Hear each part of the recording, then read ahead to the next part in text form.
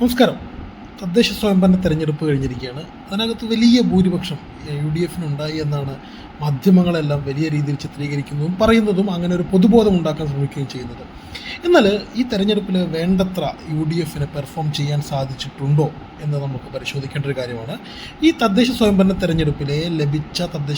തെരഞ്ഞെടുപ്പിലെ വാർഡുകളിലും പഞ്ചായത്തുകളിലും ലഭിച്ച വോട്ടുകളുടെ അടിസ്ഥാനത്തിൽ 2026 മെയ് മാസത്തിൽ നടക്കാൻ പോകുന്ന നിയമസഭാ തെരഞ്ഞെടുപ്പിൽ UDFിന് അല്ലെങ്കിൽ കോൺഗ്രസിന് എത്ര സീറ്റുകൾ കിട്ടും എന്ന രീതിയിൽ ഒരു പ്രഡിക്ഷൻ ഇന്നത്തെ മനോരമ തയ്യാറാക്കിയിട്ടുണ്ട്.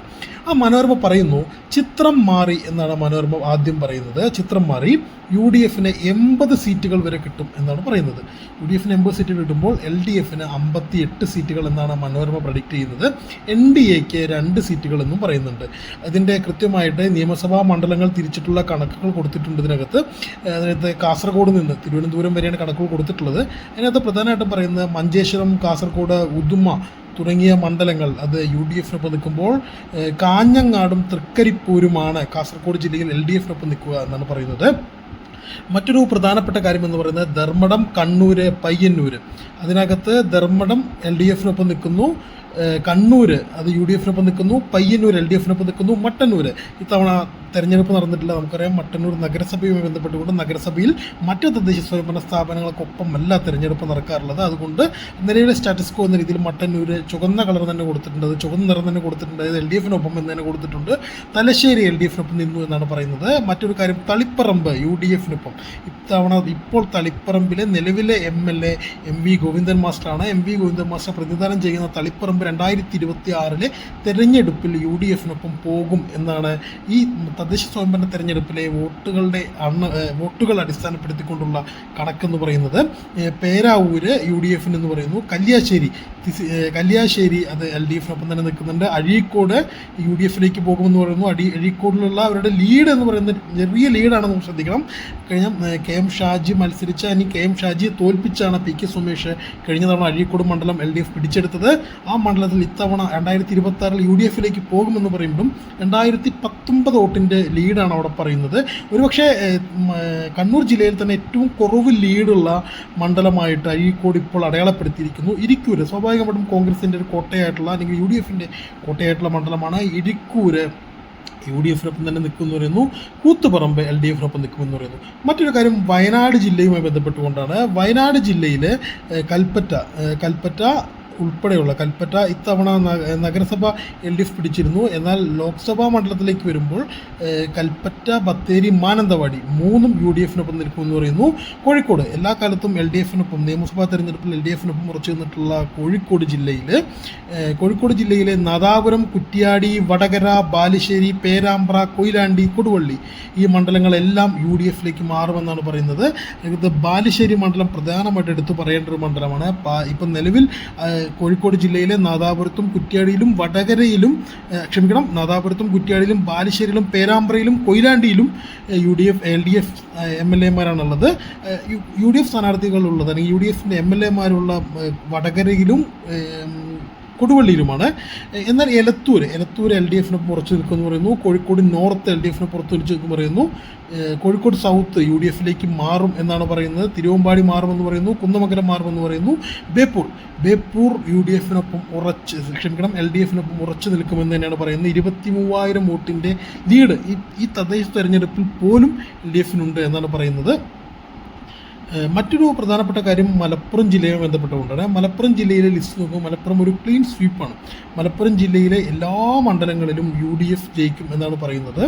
പാലക്കാട് ജില്ലയിലേക്ക് വരുമ്പോൾ പാലക്കാട് വളരെ പ്രധാനപ്പെട്ട ഒരു ഫാക്ടർ അല്ലെങ്കിൽ പ്രധാനപ്പെട്ട ഒരു കാര്യം എന്ന് പറയുന്നത് പാലക്കാട് നിയമസഭാ മണ്ഡലത്തിൽ UDF ജയിക്കും. 5,939 വോട്ടിൻ്റെ ഭൂരിപക്ഷം ഈ തദ്ദേശ തെരഞ്ഞെടുപ്പിലുണ്ട് എന്ന് പറയുമ്പോഴും അവിടെ BJP 3ാം സ്ഥാനത്താണ് കിടക്കുന്നത് എന്ന് പ്രത്യേകം ശ്രദ്ധിക്കണം. അവിടെ LDF 2ാം സ്ഥാനത്തേക്ക് വന്നിട്ടുണ്ട്. LDF എന്ന് പറയുന്നത് 43,802 വോട്ടുകൾ ഇത്തവണ LDF നേടിയിട്ടുണ്ട് എന്നാണ് പറയുന്നത്. മറ്റൊരു കാര്യം മലമ്പുഴ ഇടതു കോട്ടയാണ്. ഇടതുപക്ഷത്തിന് വലിയ ഭൂരിപക്ഷമുള്ള മേഖലയാണ്. അവിടെ ഇത്തവണയും തർക്കമില്ലാതെ LDF തന്നെ വരുമെന്ന് പറയുന്നു. കോങ്ങാട് LDFിനെ കുറിച്ച് വെക്കുന്നു. മറ്റൊരു എഡ്ജ് എടുക്കുമെന്ന് പറയുന്ന മണ്ഡലം തൃത്താലയാണ്. തൃത്താലയിൽ 6321 വോട്ടിൻ്റെ ലീഡ് ഈ തദ്ദേശ തെരഞ്ഞെടുപ്പിലുണ്ട്. ആലത്തൂര്, ചിറ്റൂരും നെന്മാറയും തരൂരും ഷൊർണൂരും LDFിനൊപ്പം നിൽക്കുമെന്ന്. പട്ടാമ്പി മണ്ഡലം UDFിലേക്ക് മാറുമെന്ന് പറയുന്നു. കഴിഞ്ഞ 3 തവണയായിട്ട് പട്ടാമ്പി LDFിനൊപ്പമാണ്, അത് UDFിലേക്ക് മാറുമെന്നാണ് പറയുന്നത്. മണ്ണാർക്കാട് UDFിൻ്റെ ശക്തി കേന്ദ്രമാണ്, തീർച്ചയായിട്ടും അത് UDF നിലനിർത്തുമെന്നാണ് പറയുന്നത്. ഒറ്റപ്പാലം മണ്ഡലത്തിലേക്ക് വരുമ്പോൾ ഒറ്റപ്പാലം മണ്ഡലം എന്നും ഒരു ഇടതുപക്ഷത്തിന് ആഭിമുഖ്യമുള്ള, ഇടതുപക്ഷത്തിന് വലിയ പിന്തുണയുള്ള മണ്ഡലമാണ്, ഇടതുപക്ഷം നിലനിർത്തുന്നു എന്ന് പറയുന്നു.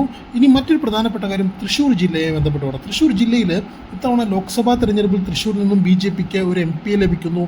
അത് വലിയ രീതിയിലുള്ള ചർച്ചയായിരുന്ന ഒരു സാഹചര്യം ഉണ്ടായിരുന്നു.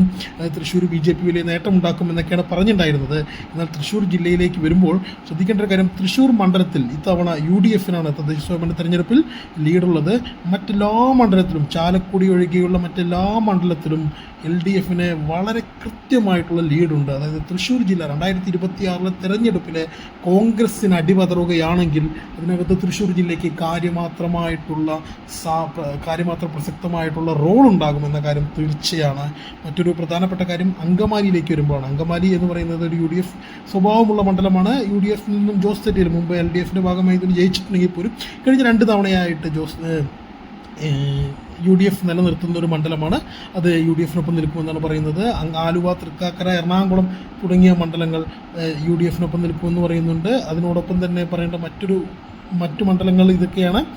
കളമശ്ശേരി ഇത്തവണ LDFിന് ലീഡുള്ള മണ്ഡലമാണ്, അത് UDFിനൊപ്പം തന്നെയാണ് നിൽക്കുന്നത്. കൊച്ചി, അതായത് എറണാകുളം ജില്ലയിലെ മുഴുവൻ മണ്ഡലങ്ങളിലും UDF കൃത്യമായിട്ട് ക്ലീൻ സ്വീപ്പ് ഉണ്ടാകുമെന്നാണ് പറയുന്നത്. ഇടുക്കി ജില്ലയിലേക്ക് വരുമ്പോൾ ഉടുമ്പൻചോല LDFിനൊപ്പം നിൽക്കുമെന്ന് പറയുന്നു. മറ്റൊരു പ്രധാനപ്പെട്ട കൗതുകകരമായിട്ടുള്ള കാര്യം പാല ജോസ് കെ മാണിയുടെ പാല, മാണി സാറുടെ പാല, മാണി സാർ ജൂനിയറുടെ പാല. ആ പാലയിൽ ഇത്തവണ LDFിനാണ് ലീഡ് എന്നുള്ളതാണ് ശ്രദ്ധേയമായ കാര്യം. 1518 വോട്ടിൻ്റെ ലീഡ് LDFിനുണ്ട്. വൈക്കം LDFിനൊപ്പം നിൽക്കുന്നു എന്നുള്ള വളരെ ശ്രദ്ധേയമായിട്ടുള്ള കാര്യമാണ്.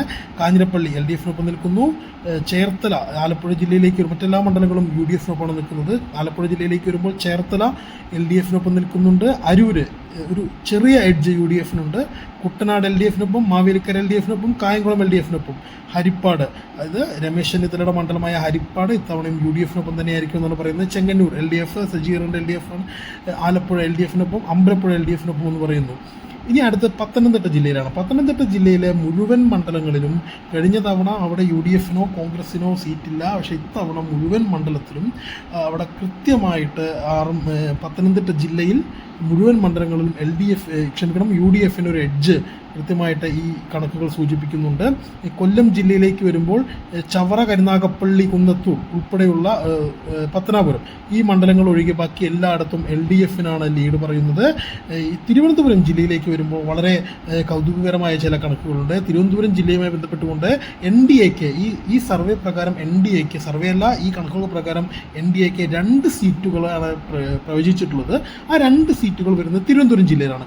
അതിനോടൊപ്പം തന്നെ മറ്റൊരു പ്രധാനപ്പെട്ട കാര്യം, ചിറയൻകീഴും മാത്രമാണ് UDFിന് മലപ്പുറം ജില്ലയിൽ നെയ്യാറ്റിൻകരയും മാത്രമാണ് UDFിന് ഒരു എഡ്ജ്, ഈ തദ്ദേശ സ്വയംഭരണ തെരഞ്ഞെടുപ്പിലെ എഡ്ജ് ഉണ്ടെന്ന് പറയുന്നത്. അതായത് വലിയ രീതിയിലുള്ള മുന്നേറ്റം കോർപ്പറേഷനിൽ ഉണ്ടാക്കി കോൺഗ്രസ് എന്ന് പറയുമ്പോഴും, അതായത് 10 സീറ്റിൽ നിന്നും 19 സീറ്റിലേക്ക് വർദ്ധിപ്പിക്കുന്നു.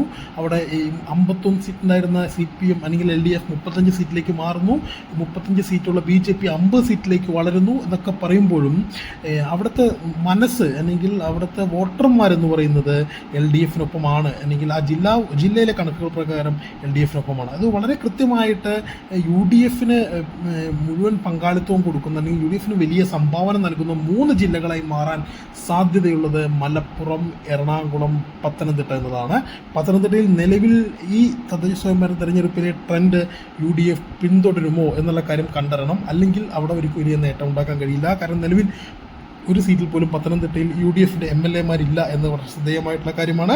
പിന്നീട് അതിനകത്ത് എഡ്ജ് നൽകുന്ന അല്ലെങ്കിൽ കോഴിക്കോട് ഉൾപ്പെടെയുള്ള മണ്ഡലം, കോഴിക്കോടിൻ്റെ ഒരു ഇത്തവണ തെരഞ്ഞെടുപ്പിനെ ഒരു പൊതുസ്ഥിതിയായിട്ട് വിലയിരുത്താൻ കഴിയില്ല. അത് LDFന് എല്ലാ കാലത്തും വലിയ പിന്തുണ നൽകിയിട്ടുള്ള ഒരു ജില്ലയാണ് കോഴിക്കോട് എന്ന് പറയുന്നത്.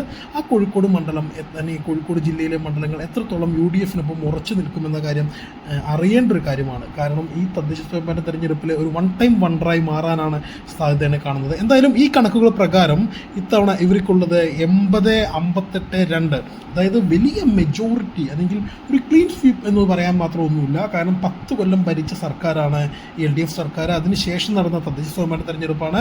2021 LDFന് 2016 LDFനേക്കാൾ കൂടുതൽ സീറ്റ് ഉണ്ടായിരുന്നു. എന്നാൽ 2016 നേടിയ മെജോറിറ്റിയുടെ അടുത്തുപോലുമില്ലാത്ത അല്ലെങ്കിൽ LDF നേടിയ മെജോറിറ്റി അടുത്തുപോലുമില്ലാത്ത ഒരു സീറ്റ് എണ്ണമാണ് ഈ തദ്ദേശ സ്വയംഭരണ തെരഞ്ഞെടുപ്പിൽ പോലും ഇത്ര നേട്ടം ഉണ്ടാക്കിയെന്ന് പറയുന്ന തദ്ദേശ സ്വയംഭരണ തെരഞ്ഞെടുപ്പിൽ പോലും UDFന് ഉണ്ടാക്കാൻ കഴിഞ്ഞത്. വെറും 80 സീറ്റുകളാണ് നേടിയിട്ടുള്ളത്. LDF 58 സീറ്റുകളുണ്ട്. 2 സീറ്റുകളാണ് NDAക്ക് പ്രവചിക്കുന്നത്. എന്തായാലും ഈ കണക്കുകൾ മാറിയേക്കാം. കാരണം ലോക്സഭാ തെരഞ്ഞെടുപ്പ് കഴിഞ്ഞപ്പോൾ 100-ലേറെ സീറ്റിൻ്റെ പിന്തുണ അല്ലെങ്കിൽ 100-ലേറെ സീറ്റിൻ്റെ സാധ്യത കൽപ്പിക്കപ്പെട്ടിരുന്നു UDFന്. അത് 80-ലേക്ക് ചുരുങ്ങിയിട്ടുണ്ട്. ഇനിയും 6 മാസമുണ്ട് തദ്ദേശ സ്വയംഭരണ തെരഞ്ഞെടുപ്പിന്. അപ്പോൾ ഇതിനെ ഒരു പൂർണ്ണാർത്ഥത്തിൽ ചൂണ്ടുപലകയായി കാണാൻ കഴിയില്ലെങ്കിലും LDFൻ്റെ അടിസ്ഥാന വോട്ടുകളിൽ വലിയ നഷ്ടം സംഭവിച്ചിട്ടില്ല എന്നൊരു നിഗമനത്തിലേക്ക് നമുക്ക് ഈ കണക്കുകൾ എത്തേണ്ടി വരും. നന്ദി.